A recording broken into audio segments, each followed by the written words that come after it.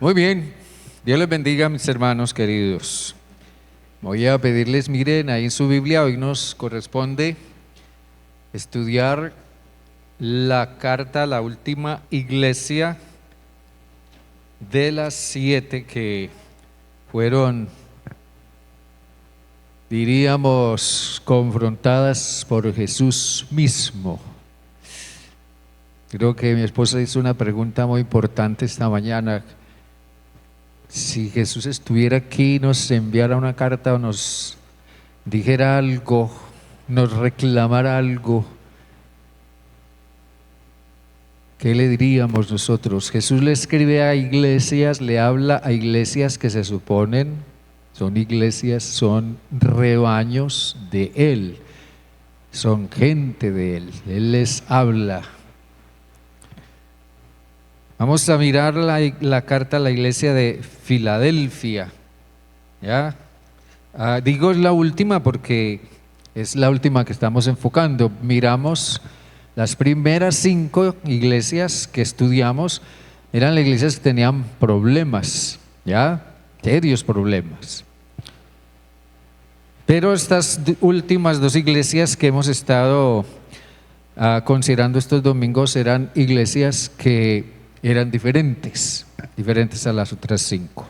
Entonces vamos a mirar hoy lo que Jesús le dice a la iglesia de Filadelfia en el capítulo 3, Apocalipsis 3, 7 hasta el 13. Yo creo que estas cartas debieron haber retumbado, tienen que haber retumbado a través de toda esa región donde estaban establecidas estas 7 iglesias.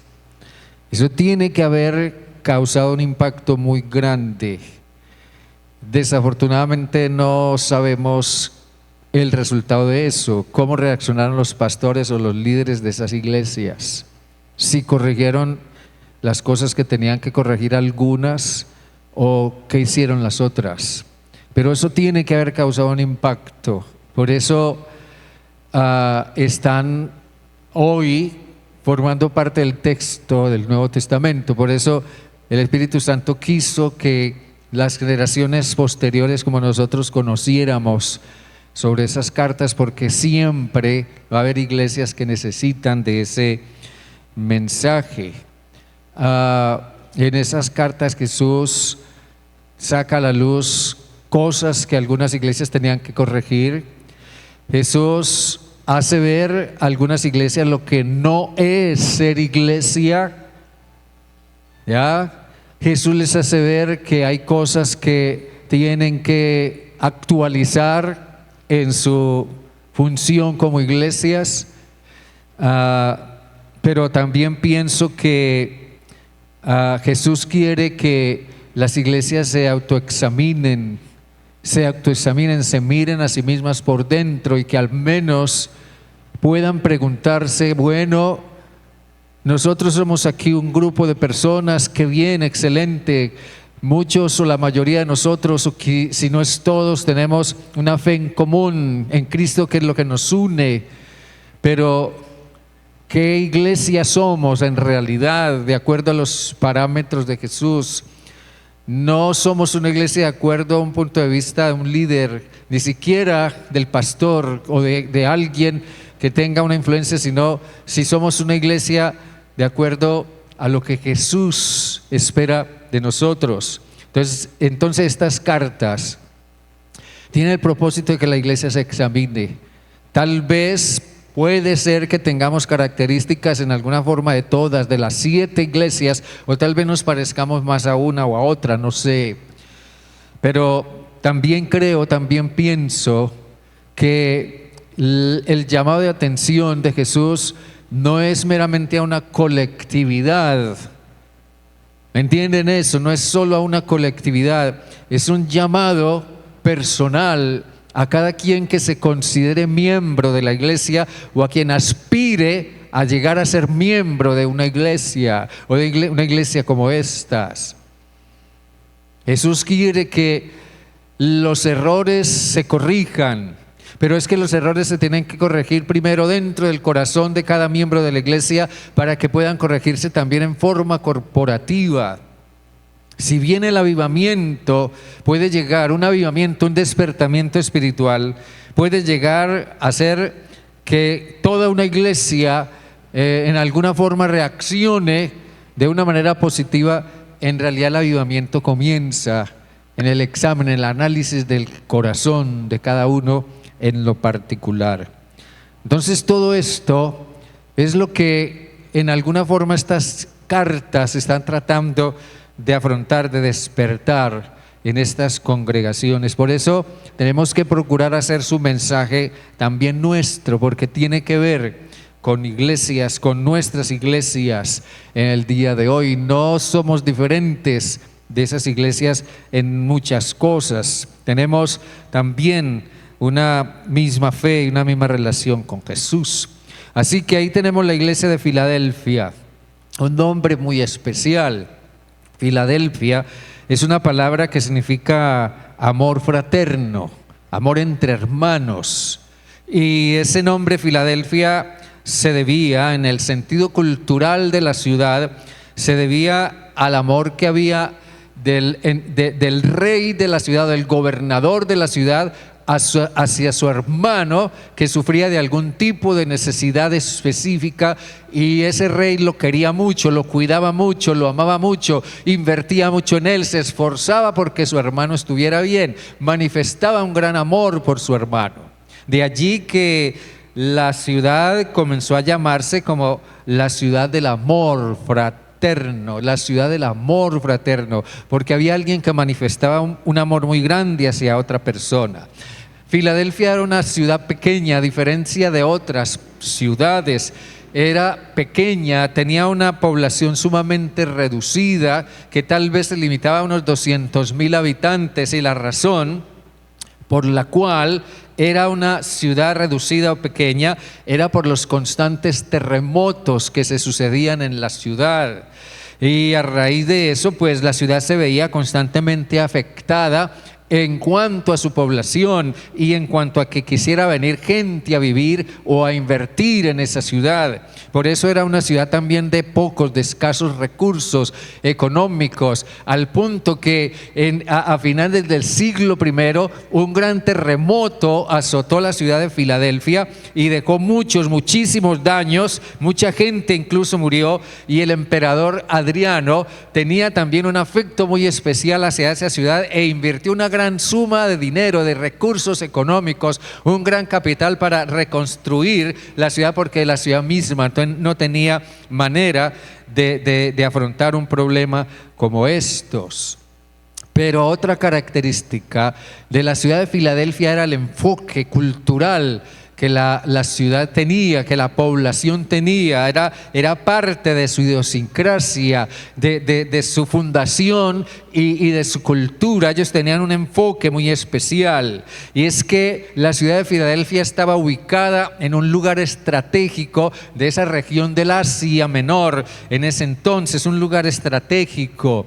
Y la razón por la cual estaba ubicada en ese lugar estratégico es que ellos se habían hecho a la tarea de convertirse en un centro de difusión de la cultura griega hacia el interior, hacia todo el interior de la provincia o de la región donde estaban ubicados. Se habían hecho a esa idea, ser un punto de avanzada de la cultura helenística. Y cuando hablamos de la cultura helenística nos referimos a las costumbres, a las ideas, a la filosofía, a las artes y a otras cosas de origen griego que había sido iniciada por Alejandro el Grande cuando comenzó a conquistar todas esas tierras. Toda la cultura griega comenzó a fluir a través de todas esas regiones, y la ciudad de Filadelfia se convirtió en un punto de avanzada para esa expansión cultural. Todo esto nos ayudará a entender por qué Jesús le habla en los términos que le habla después a la iglesia que había en esa ciudad, que al igual que la ciudad también era una iglesia, vamos a verlo luego, una iglesia pequeña, una iglesia de poca membresía o de poca gente, y probablemente también de muy pocos y escasos recursos, a diferencia de otras iglesias que tenían grande liderazgo, grande capital, grandes recursos y grande influencia. La iglesia de Filadelfia era sumamente diferente. Aquí las características del remitente también son muy especiales. El apóstol Juan destaca las características de Cristo, quien envía esta carta a la iglesia de Filadelfia, y son unas características realmente singulares. Juan dice que Él es el santo, Él es el verdadero, Él es el que tiene la llave de David, Él es el que cierra y ninguno abre, y abre y ninguno cierra. Y eso significa que Jesús tiene en su mano todo el control absoluto sobre la iglesia. Vamos a ver esto un poco por partes. Jesús representa ante la iglesia, una figura sumamente grandiosa, y es de pensarlo, es de deducirlo, que la iglesia misma tenía también una idea muy, muy grande, muy desarrollada, una idea grandiosa acerca de Jesucristo.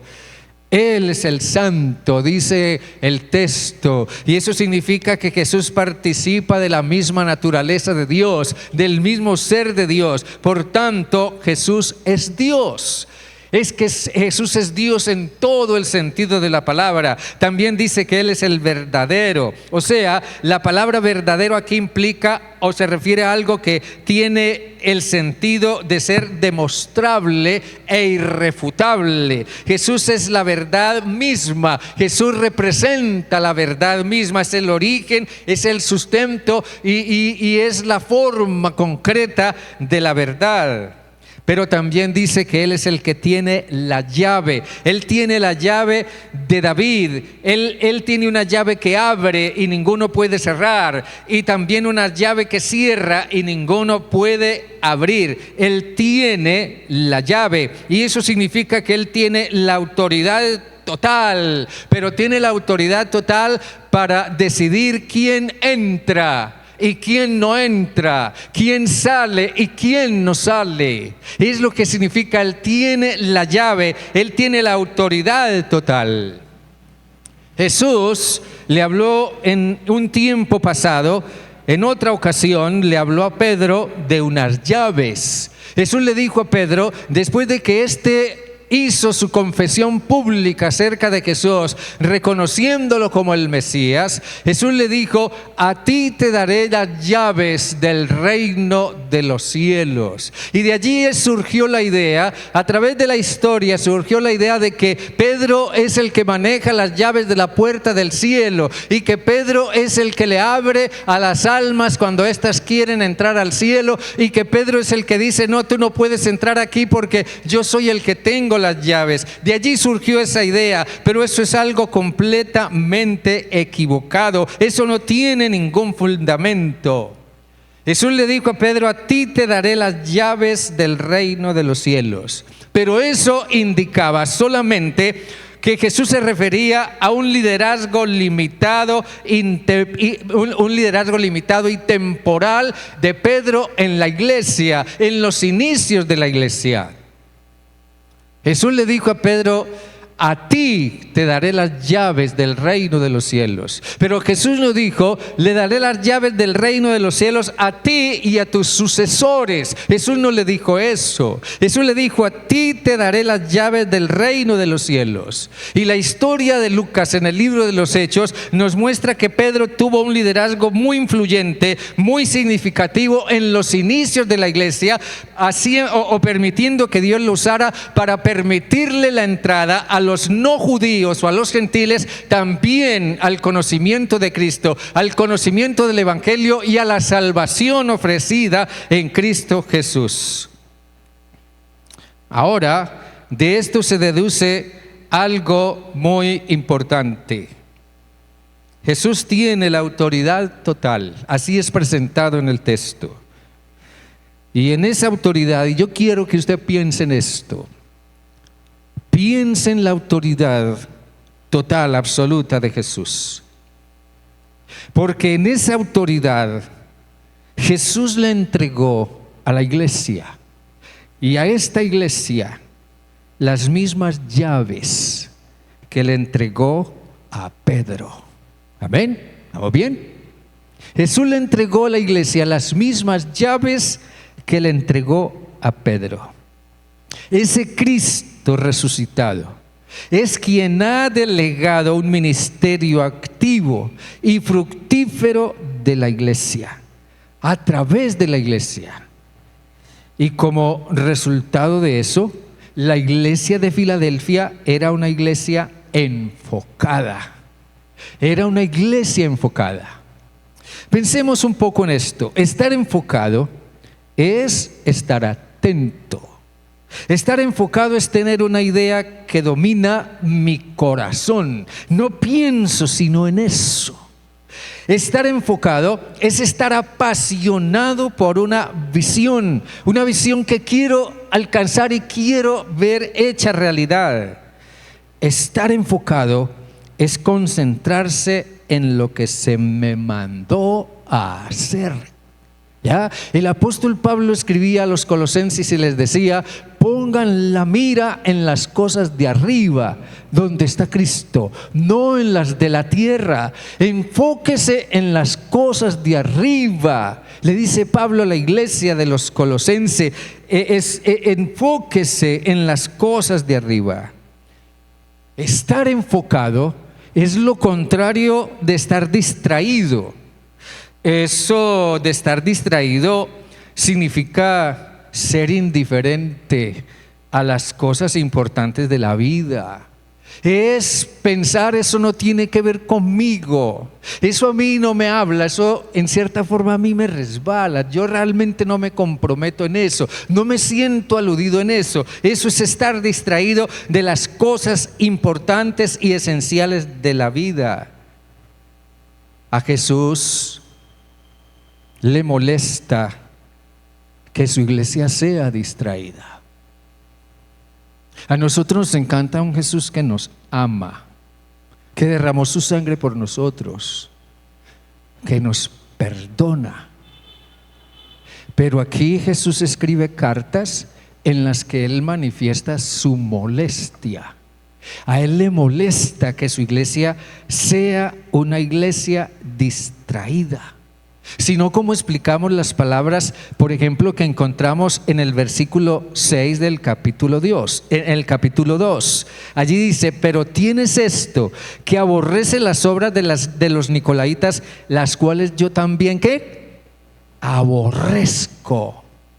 En eso, y en el capítulo, y ahí mismo en ese capítulo 2 y en el versículo 15 dice: y también tienes a los que retienen la doctrina de los nicolaítas, la que yo aborrezco. Y en el versículo 20 del mismo capítulo 2 dice: pero tengo unas pocas cosas contra ti, que toleras que esa mujer Jezabel, que se dice profetiza, enseñe y seduzca a mis siervos a fornicar y a comer cosas sacrificadas a los ídolos. Hay cosas de la iglesia que a Jesús le molestan.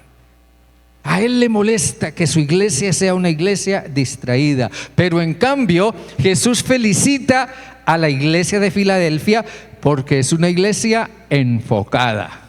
Es una iglesia enfocada. Primero, la iglesia de Filadelfia es una iglesia enfocada en el legado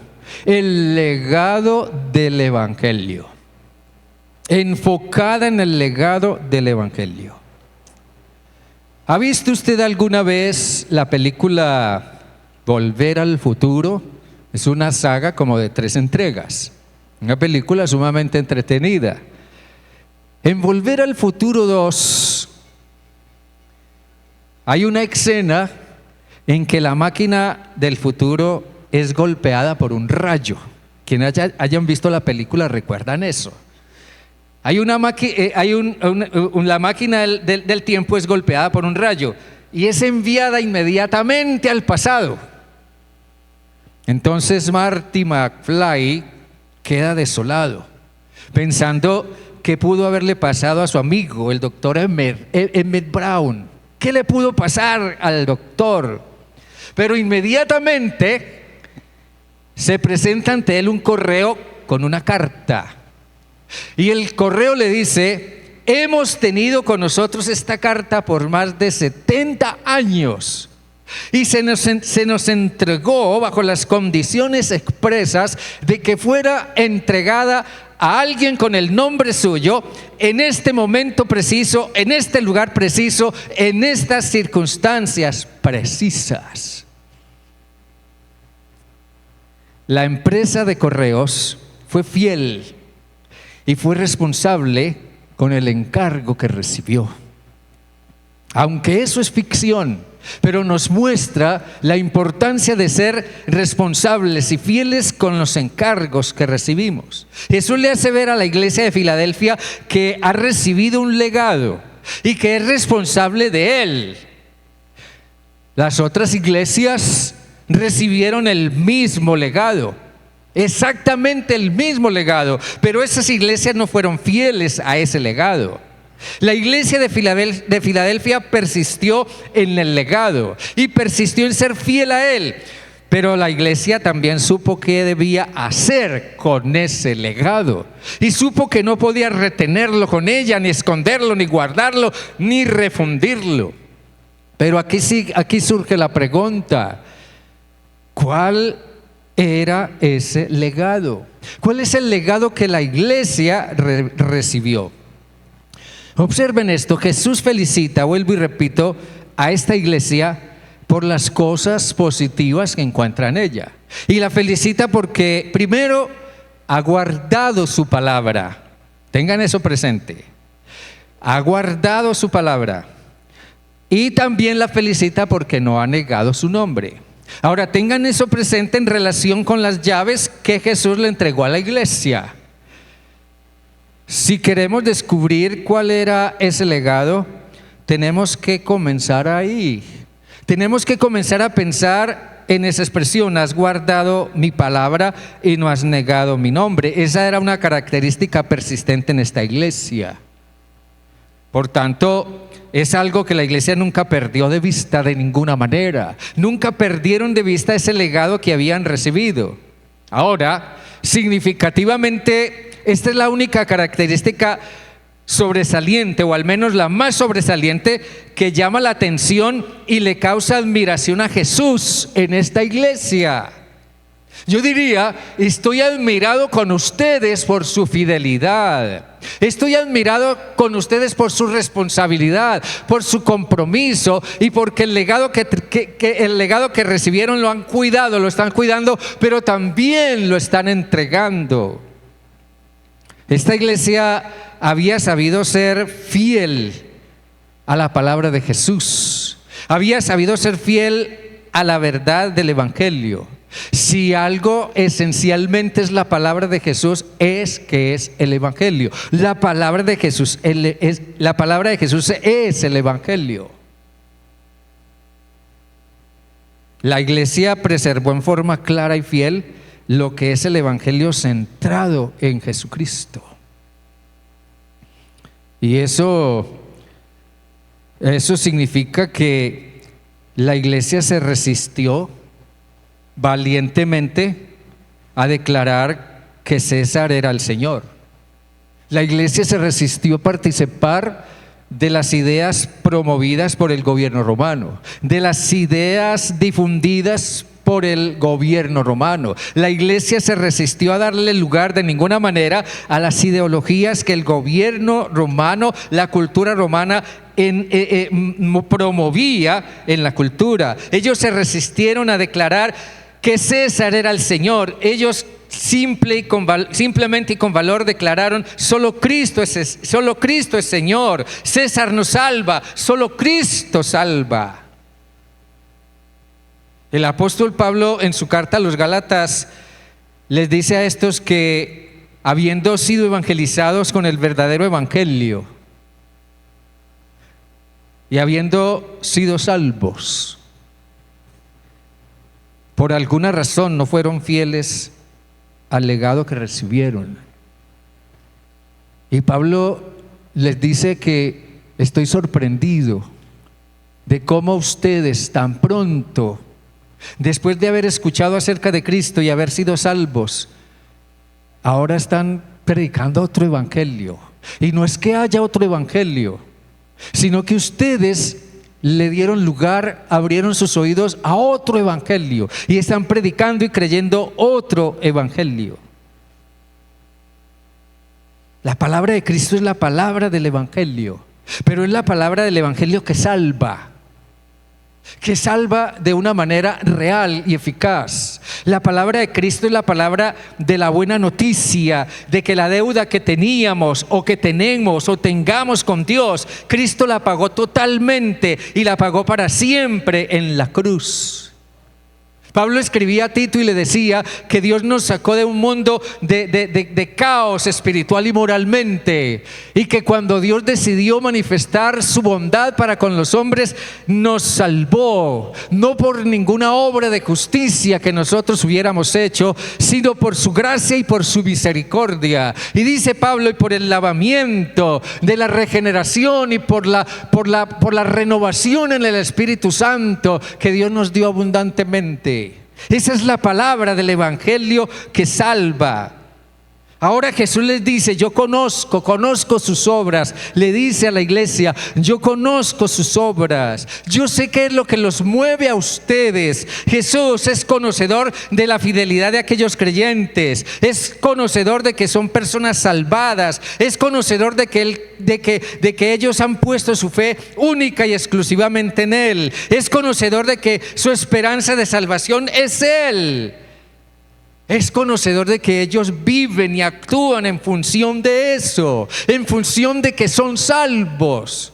Y eso es lo que los movió a unirse, a organizarse como iglesia y a ser fieles al legado del evangelio. Así que en vista de eso, Jesús dice: yo les abro una puerta, yo pongo una puerta abierta delante de ustedes. Una puerta abierta es una oportunidad sobrenatural para ir y anunciar al mundo circundante esa buena noticia, ese evangelio. La iglesia tiene la llave para extender el reino de Dios, y esa llave es el evangelio de Jesucristo.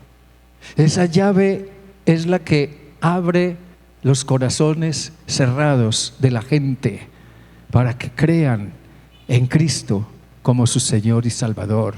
Es el evangelio lo que hace sensibles los corazones, es el evangelio lo que transforma los corazones, es el evangelio lo que llama al arrepentimiento a la gente, es el evangelio lo que salva. El evangelio de Jesucristo. Una puerta abierta es símbolo de una nueva oportunidad, y la verdad, hermanos queridos, es que Jesús es muy claro al decirnos que una iglesia que evangeliza siempre tendrá nuevas oportunidades para ir más allá. Una iglesia apasionada por el evangelismo, un creyente cristiano, un hombre o mujer de Dios, o alguien que sigue a Jesús apasionado por el evangelismo, Jesús mismo le abrirá puertas para que vaya y presente el evangelio a alguien. Jesús abre una puerta. Así que la iglesia de Filadelfia era una iglesia enfocada en el legado del evangelio, Por otra parte, la iglesia de Filadelfia es una iglesia enfocada en su fidelidad a Jesucristo. Cuando hablamos de fidelidad a Jesucristo, estamos pensando en una total lealtad a Jesús, una lealtad exclusiva a Jesús.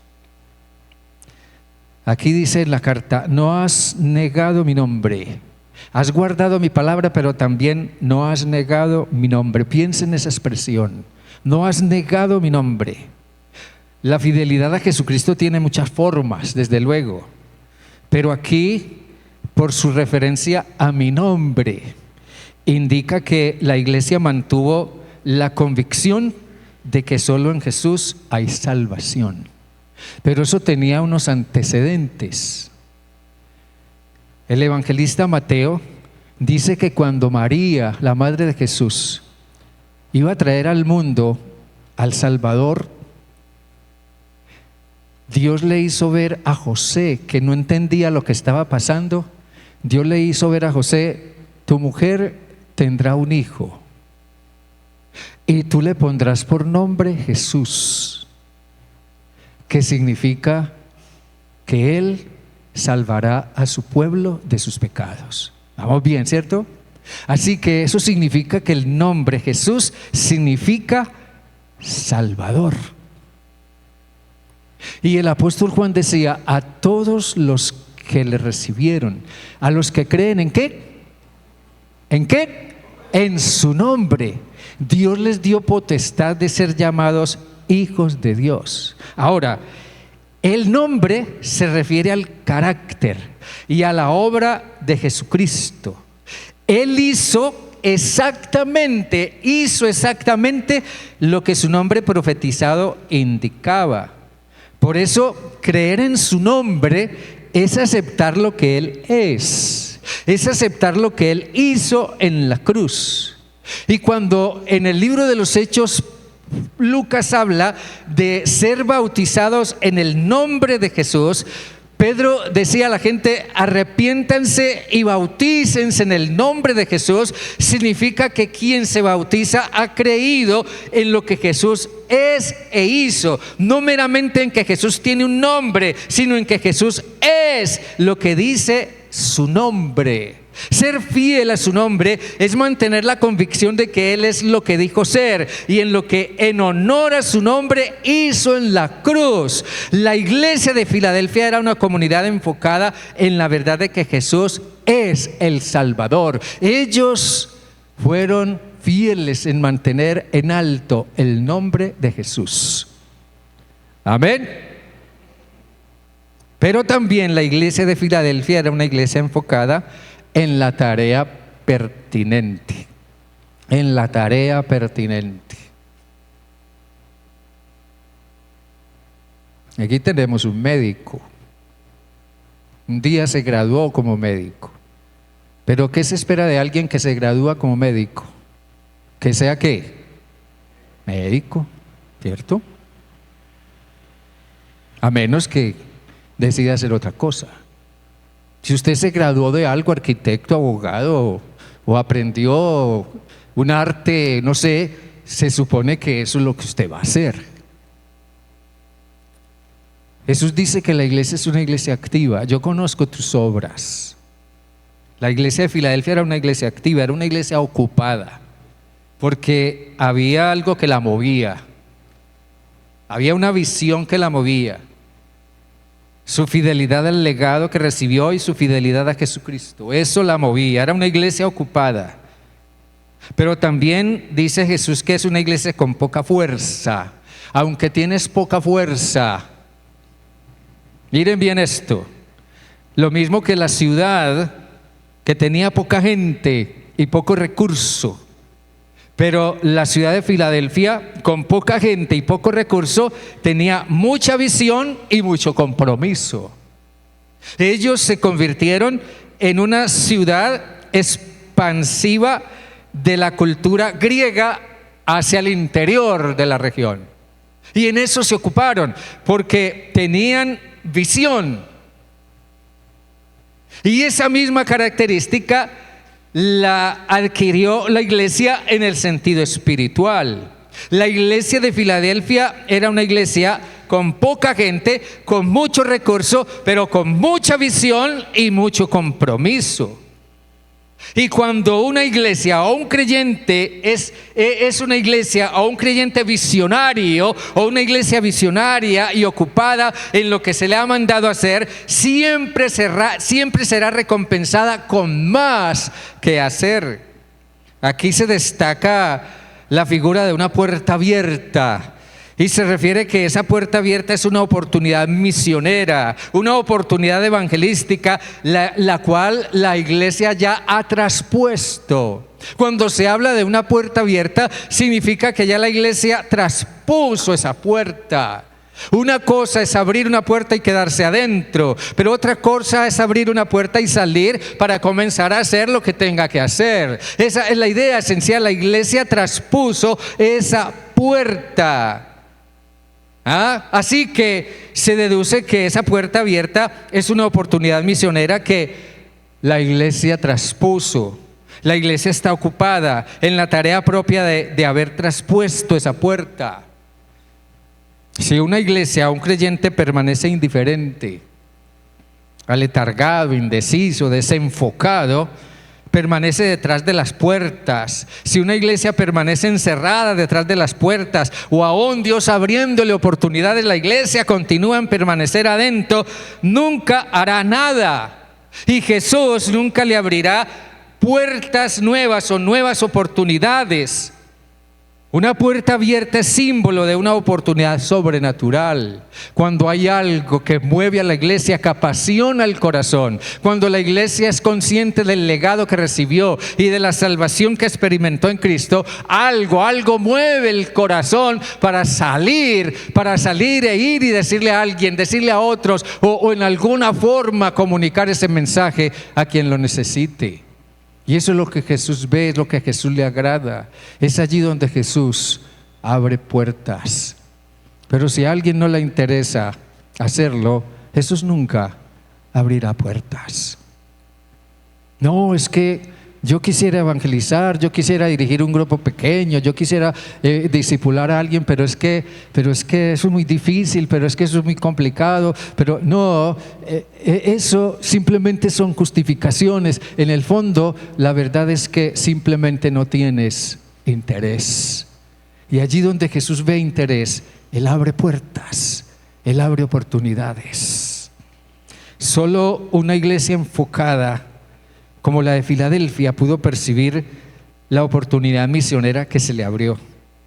El ministerio de esta iglesia es impactante porque dice que aún los que antes blasfemaban, los que calumniaban, comenzaron a reconocer el mensaje de la iglesia y a venir arrepentidos a los pies de la iglesia. Jesús dijo: yo entrego de la sinagoga de Satanás a aquellos que blasfeman mi nombre, los entregaré y haré que vengan y se postren arrepentidos a tus pies. De la sinagoga de aquellos que se llaman judíos pero que no lo son, yo haré que vengan y se postren a tus pies. Déjenme decirles esto. La referencia a los judíos en este texto es una referencia a judíos que presumen de su condición de pueblo de Dios. Y esa es una figura de Israel. Piense bien esto. En esa figura está en alguna manera velada la idea de que Israel ya no es el pueblo de Dios.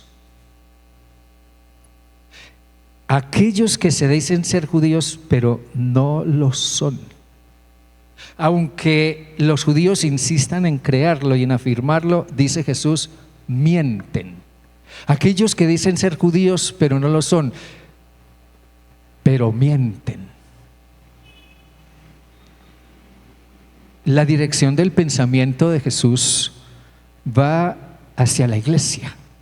Según el Nuevo Testamento, lo que Pablo escribe a los Gálatas, la iglesia es el nuevo Israel de Dios. Y eso significa que Dios creó en la iglesia una nación nueva, un nuevo Israel.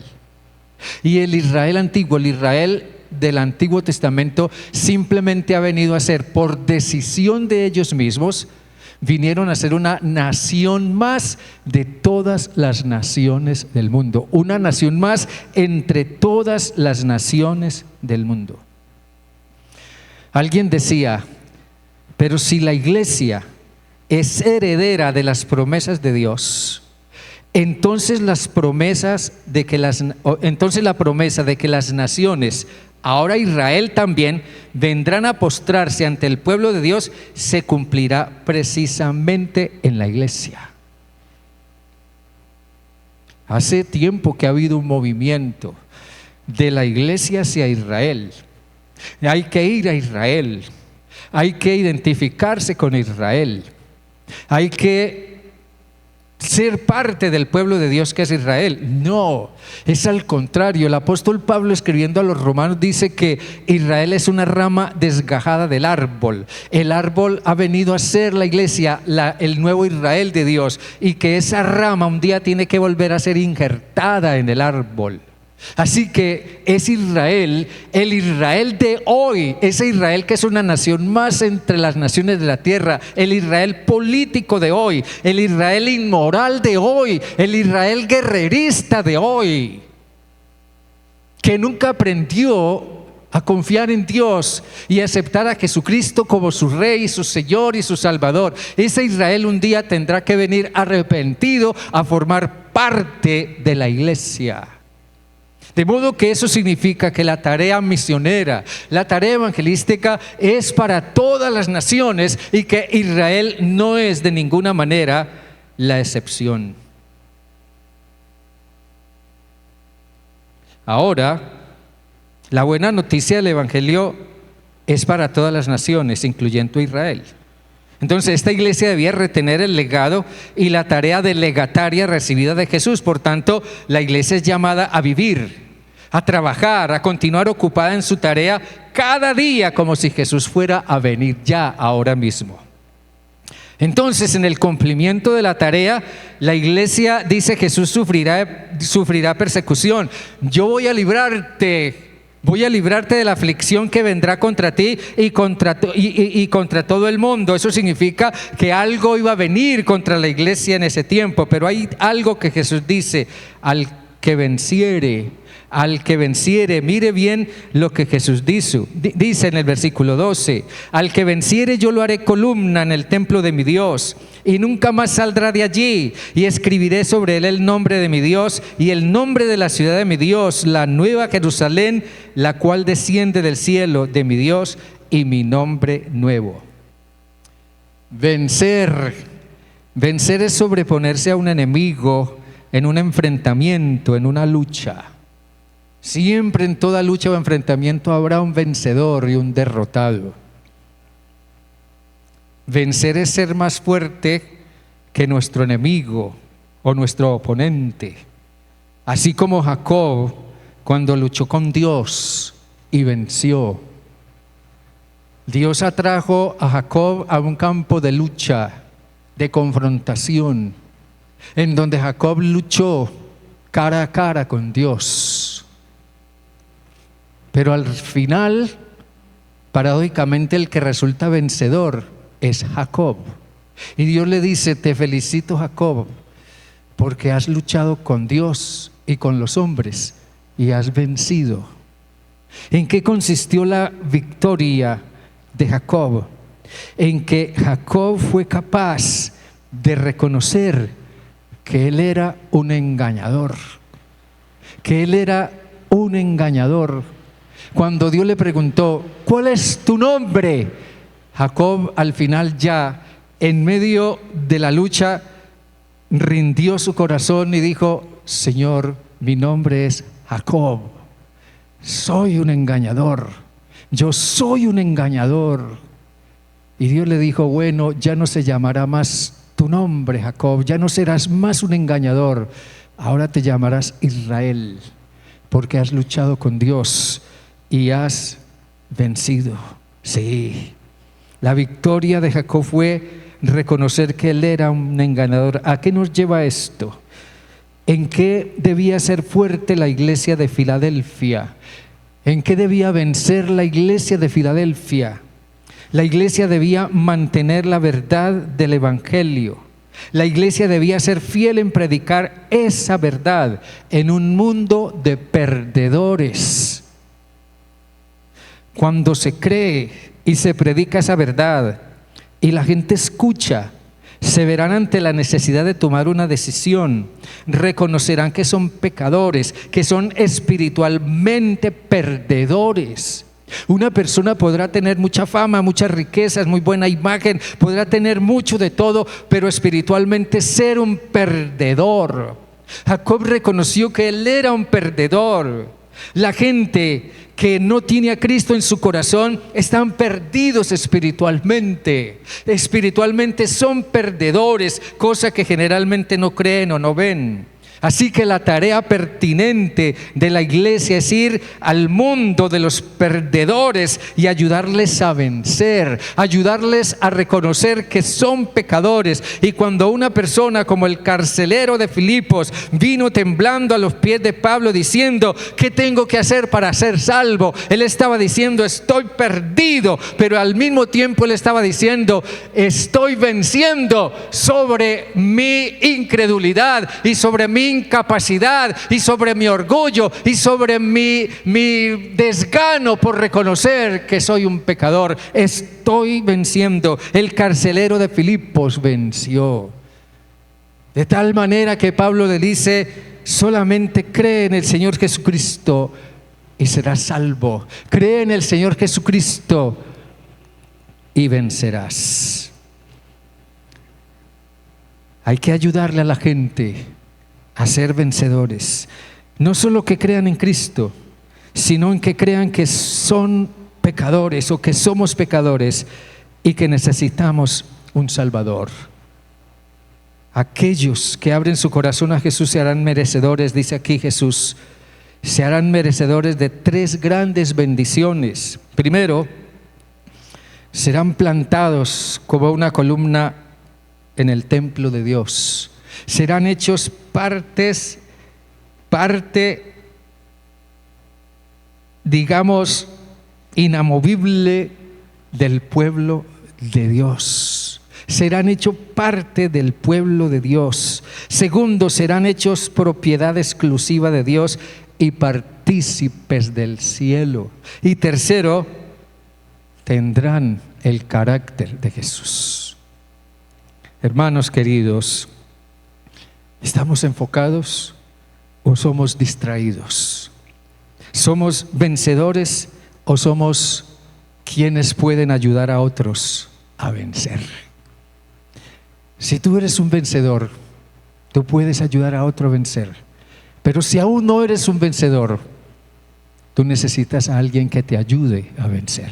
Pero lo único que puede ayudarte a vencer es reconocer tu pecado y que solo Cristo, quien venció por ti en la cruz, te concederá su victoria. ¿Qué es lo que el apóstol Pablo dice? Que en Cristo somos más que ¿qué? En Cristo venimos a ser más que vencedores. La iglesia enfocada es la iglesia que es fiel al legado del Evangelio. La iglesia enfocada es la iglesia que es fiel a Jesucristo, al nombre de Jesucristo como Salvador. La iglesia enfocada es la iglesia que está ocupada en la tarea pertinente, en lo que se espera de ella como pueblo de Dios. Incline su rostro y ore, por favor.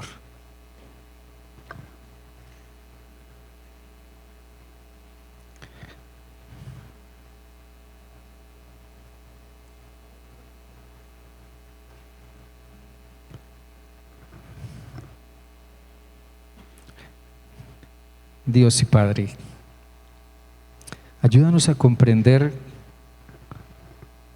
lo que nos estás diciendo a través de esta carta a la iglesia de Filadelfia.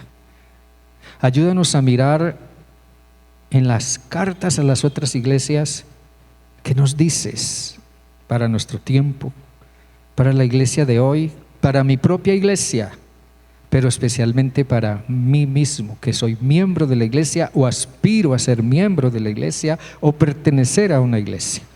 Ayúdanos a comprender, Señor Dios, a la luz de todo esto, ¿qué es ser iglesia? La iglesia de Esmirna nos enseña que ser iglesia es saber permanecer fielmente allí donde tú nos pusiste, donde tú nos estableciste, ser incluso fieles hasta la muerte. Pero la iglesia de Filadelfia nos enseña que como iglesia debemos ser una iglesia fieles al legado, una iglesia fieles al nombre de Jesucristo y una iglesia ocupada en la tarea que se espera de ella. Señor Dios, que podamos ver a la luz de eso la iglesia que somos llamados a ser, o la iglesia en la que nos estemos convirtiendo. Señor, que como a las otras iglesias, nosotros también podamos ver qué necesitamos corregir, qué necesitamos ajustar, de qué necesitamos arrepentirnos, en qué necesitamos cambiar. Señor, te ruego que nos unas más como iglesia. Únenos no solo en la fe y en la misma esperanza que tenemos, únenos también, Señor, en la tarea, en saber qué hacer con el legado del evangelio que recibimos, en saber qué hacer con esa llave que pusiste en nuestra mano, en saber qué hacer, cómo conducir a otros a ser vencedores en Cristo. Padre eterno, trae victoria a nuestro propio corazón, a nuestra propia vida, porque también, Señor, nosotros al venir a Cristo hemos sido establecidos profunda y firmemente en la iglesia, hemos sido hecho parte de tu pueblo, hemos sido encaminados al cielo y ahora estamos adquiriendo el carácter de Jesús. Dios, bendice esta iglesia, derrama sobre esta iglesia más y más de tu unción, derrama sobre esta iglesia más y más de tu gracia, trae sobre esta iglesia un más profundo despertamiento espiritual. Gracias te damos por iglesias como estas, como la de Filadelfia, que tan lejos en el tiempo y en la historia, todavía hoy nos habla como si fuera una iglesia o como si fuera una congregación de nuestro propio tiempo y tal vez como si fuera nuestra propia iglesia. Señor Dios, gracias. Esto quizás nos mueva a examinar más a fondo esta narrativa, estos textos y estas cartas de Jesús a las iglesias, y quizás tú tengas aún mucho más que enseñarnos a nosotros en lo personal. Yo te doy gracias, Señor, por esta primera iglesia bautista de Bucaramanga, por cada persona que aquí se congrega, por cada persona que a través del tiempo ha pasado por esta iglesia. Gracias por los que siguen llegando hoy, gracias por quienes se acercan a esta iglesia. Yo te ruego, Señor, que los hagas conscientes del legado que tenemos en Cristo, de la necesidad que tenemos de ser fieles a tu evangelio y al nombre de Jesús, y de ocuparnos en la tarea a la que tú nos has llamado. Señor, perdona los pecados de tu iglesia, perdona, Señor, los errores de tu iglesia, levanta, despierta, aviva tu iglesia desde lo profundo de cada corazón. Te lo ruego. Padre, glorifícate en esta tu iglesia y ayúdanos a ser una iglesia que te honre y te exalte. Te lo rogamos en el nombre de Jesús. Amén, Señor, y amén y amén. Dios me les bendiga, hermanos, grandemente. Dios les bendiga. Denle ese aplauso al Señor.